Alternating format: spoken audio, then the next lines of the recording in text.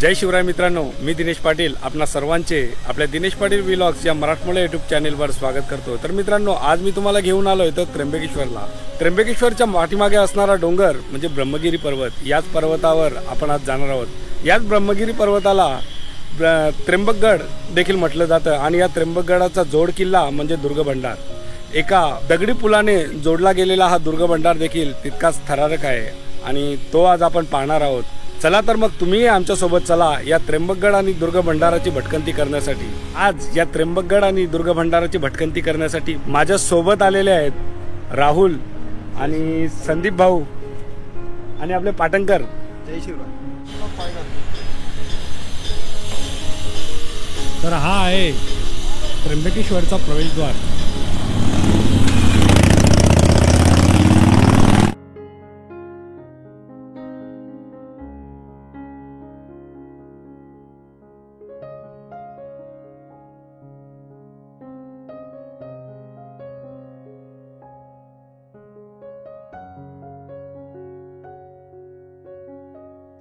नाशिकपासून 29 kilometre अंतरावर असणारे त्र्यंबकेश्वर हे आद्य तीर्थक्षेत्र म्हणून महाराष्ट्रातच नव्हे तर संपूर्ण भारतवर्षात प्रसिद्ध आहे।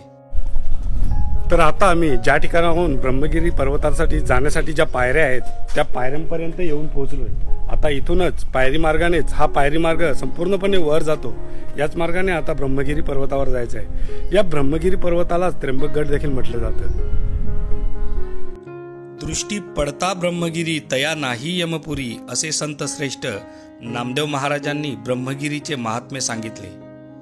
दक्षिण भारतातील महत्त्वाची आणि पवित्र मानली जाणारी गोदावरी नदी याच ब्रह्मगिरी पर्वतावर उगम पावते।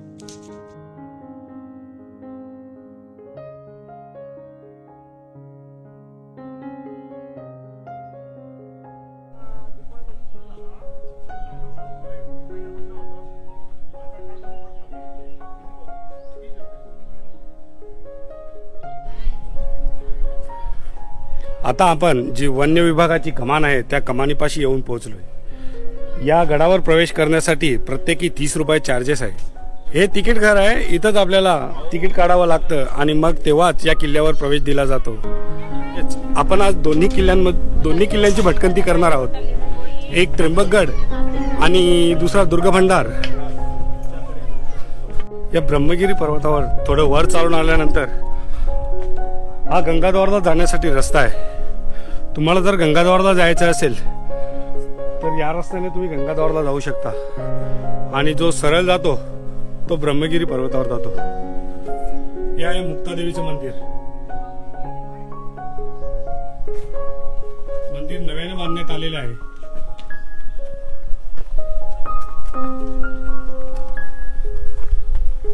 माकड बघा किती आहेत। इथे येत असेल तर हातात काठी अवश्य आणा।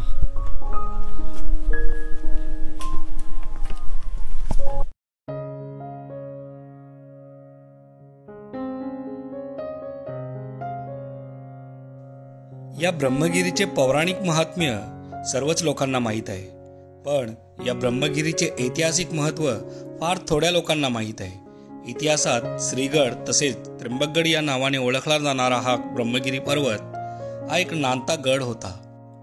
त्र्यंबकगड या नावाने ब्रह्मगिरीचे अनेक ऐतिहासिक उल्लेख आढळतात।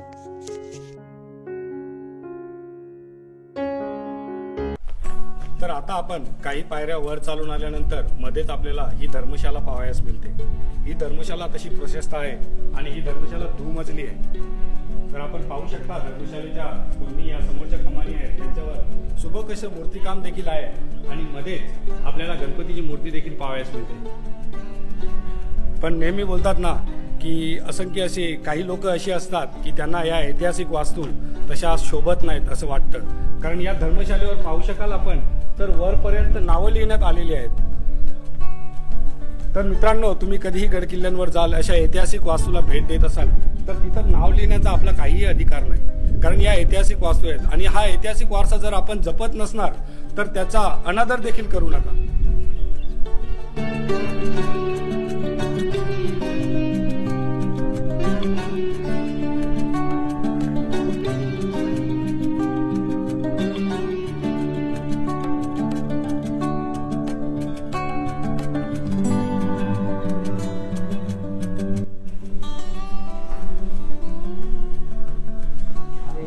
या धर्मशाळेत आपल्याला हे दक्ष देखील पाहावयास मिळतात. जे 2 खांब आहेत आडवे ठेवलेले, त्या दोन्ही खांबांना दोन्ही साईडला आपल्याला हे दक्ष पाहावयास मिळतात की त्यांनी या खांबांचा पूर्णपणे भार आपल्या खांद्यावर उचलला असावा असं दाखवण्याचा प्रयत्न केला आहे. तर ती जी धर्मशाला आहे त्या धर्मशाळेत येणाऱ्या वाटसरूंची पाण्याची सोय म्हणून त्याच धर्मशाळेच्या पाठीमागे आपल्याला ही विहीर पाहावयास मिळते. विहीर एकदम प्रशस्त आहे. आपण पाहू शकता विहिरीमध्ये बांधकाम कसं आहे. यास बारव देखील म्हटलं जातं. या पायरी मार्गाने जेव्हा वर येतो तेव्हा ही पहिली गुहा आपल्या नजरेस पडते.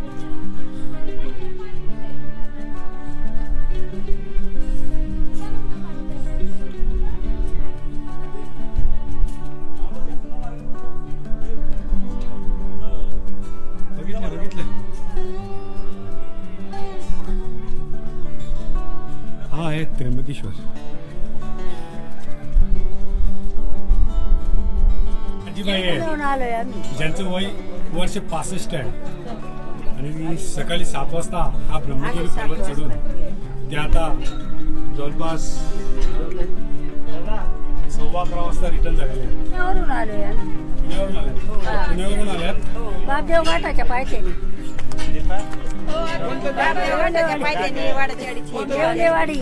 येवलेवाडी वडाची वाडी. बोला छत्रपती शिवाजी महाराज की जय. भवानी हर हर हर हर. चला जय शिवराय. हा आहे जुना मार्ग. या पायरी मार्गाने वर आपण तुम्हाला दिसत असेल का माहित नाही, पण जो माकड दिसतो ना त्याच्याच पुढे एक दरवाजा देखील आहे. तिथूनच हा जुना मार्ग जात असतो. कारण आता पायरी मार्ग ह्या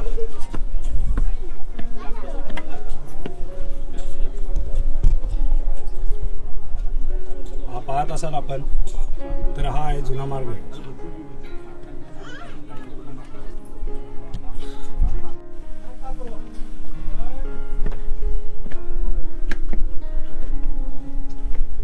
तर ही आहे मारुतीरायांची मूर्ती. गडावर थोड्या प्रवेश मार्गाने या पायरी मार्गाने जेव्हा वर चढतो त्याच वेळेस ही मधेमध अशी मारुतीरायांची मूर्ती आपल्याला पाहायला मिळते. आणि खाली पणवती, ज्याला आपण पणवती बोलतो, ती मारुतीरायांच्या पायाखाली आहे. आणि हा गड मारुती प्रत्येक गडावर आपल्याला पाहायला मिळतो.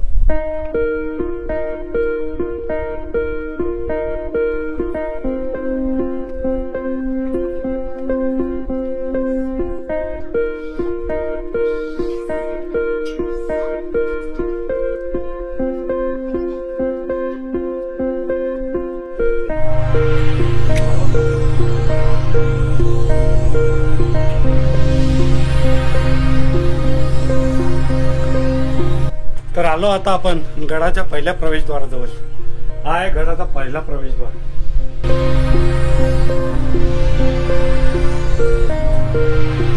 हा पहा कसा आहे.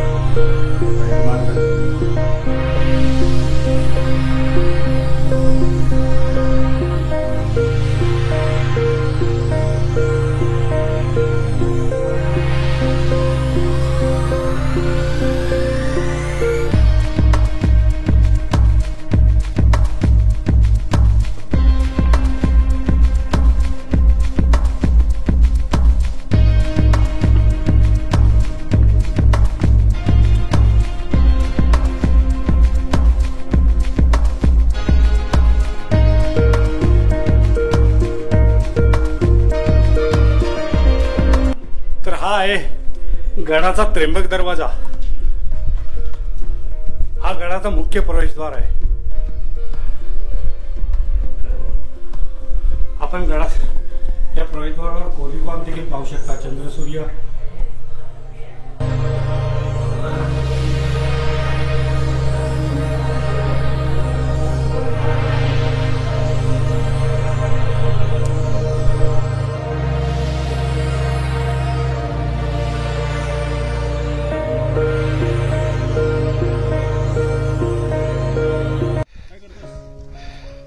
पायरी मार्ग संपल्यानंतर गडाच्या वर आपण या कच्च्या रस्त्याने वर चालत येतो. या ज्या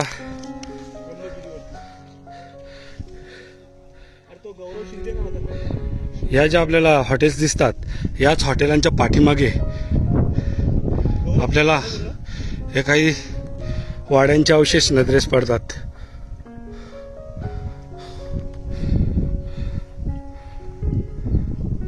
फायनली आपण या ब्रह्मगिरी पर्वतावर पोहोचलेलो आहोत आणि या ब्रह्मगिरी पर्वतावर पोहोचल्यानंतर प्रथम आपण या मार्गाने उजव्या बाजूने मूळगंगेचं दर्शन घेणार आहोत आणि या मूळगंगेचं दर्शन घेऊन त्यानंतर आपण जटा मंदिर पाहणार आहोत. त्या भागात आपण जटा मंदिर पाहण्यासाठी जाणार आहोत. तर चला अगोदर या मूळगंगेचं दर्शन घेऊ आणि मग जटा मंदिर पाहू. या ब्रह्मगिरी पर्वताला श्रावण महिन्यात प्रदक्षिणा घातली जाते आणि ही प्रदक्षिणा जवळपास 23 ते 25 किलोमीटरची असते आणि ही प्रदक्षिणा घालण्यासाठी लागणारा वेळ हा जवळपास 8 ते 9 तासाचा असतो. भाविक मोठ्या संख्येने ही ब्रह्मगिरीची प्रदक्षिणा पूर्ण करतात.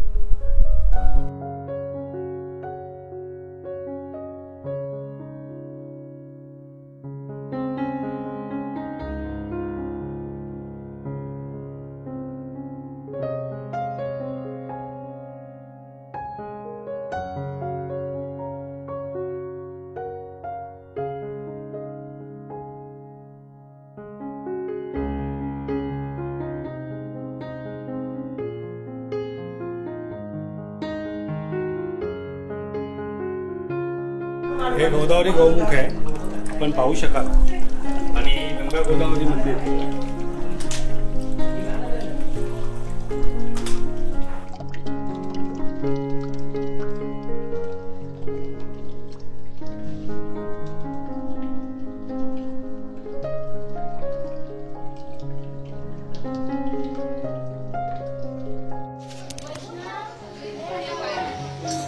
तर हे ब्रह्मगिरीचं मुख्य दर्शन आहे. या ब्रह्मगिरी पर्वतावर आल्यानंतर ब्रह्मगिरीचं मुख्य दर्शन आपल्याला झालेलं आहे.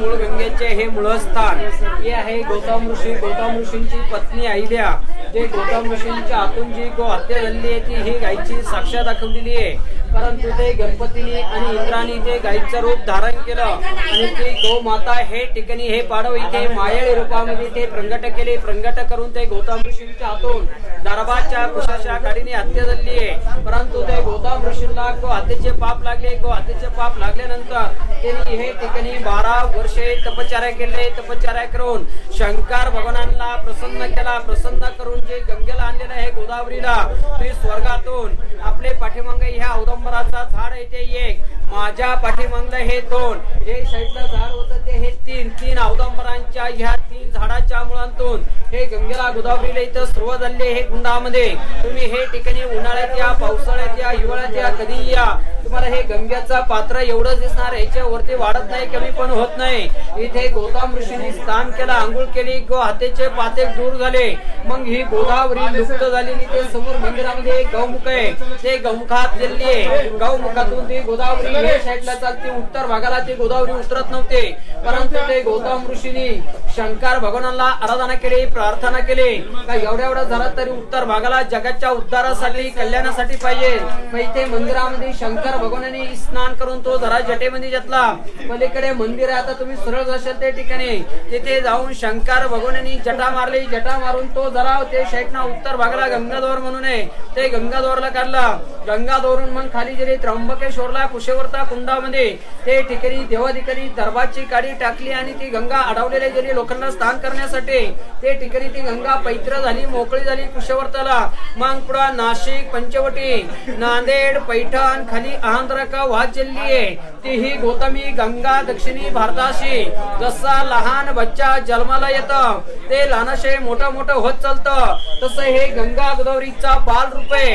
हे ठिकाणी ती छोट्या रूपात उतरलेली आहे.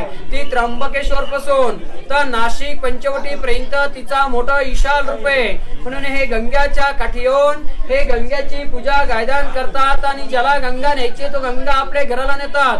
परंतु हे देवाधिकारी पण पोथी पुराणामध्ये म्हटलेले जो करीला ब्रह्मगिरी तया नाही यमापुरी वाचे म्हणता गंगा गंगा सकल दोष जातील भंगा. ते हे गंगेचं दर्शन आहे. खाली आपण गंगेचं जरी दर्शन घेतलं तरी आपले अनेक पातक नष्ट होतात असं हे शास्त्रांनी पोथी पुराणामध्ये लिहिलेले असं हे गंगेचं इथलं थोडक्यात इथे असं आहे. आलं का लक्षात? हो.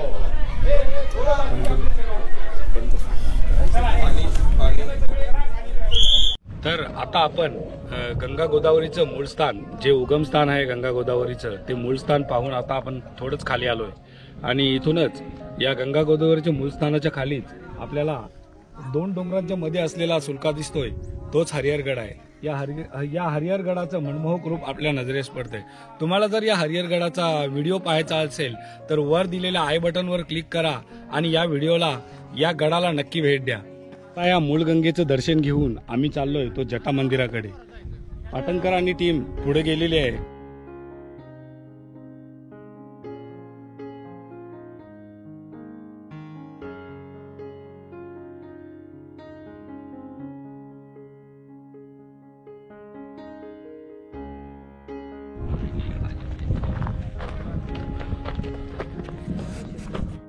जटा आपटल्यामुळे या खडक्यांवरती दिवशी जटांची दिशा लुटले जे आपल्याला कपाळीवर जे रेसर दिसून राहिले खाली हे महादेवांची जटांची निशाणे आणि हे गुडघ्यांची निशाणे हे गुडघ्यांचे निशाण आहेत. जेव्हा गौतम ऋषीजीकडे आपण जाऊन आलो ती गंगा गोदावरी समुद्राकडे जाणार होती म्हणून ते परत शिवजींच्या जटामध्ये विराजमान केली. शिवजी म्हणे हे मा म्हणे मी काय तुला आता कायमस्वरूपीचा नाही ठेवणार तुला मानव जगत कल्याणासाठी जावे लागल म्हणून जसा लहान लेकरू राजोजित करतो आपण त्याच्यावर रागवतो क्रोधित होतो असेच महादेवांचे ते रागवले क्रोधित झाले म्हणून मग शिवजी रुद्र धारण करून तासावर नाश करता करता ह्या पाडाकडे आले. दोन्ही जुकेटे गुणिता जटा पण त्याने जटातून गंगा माता सोडले.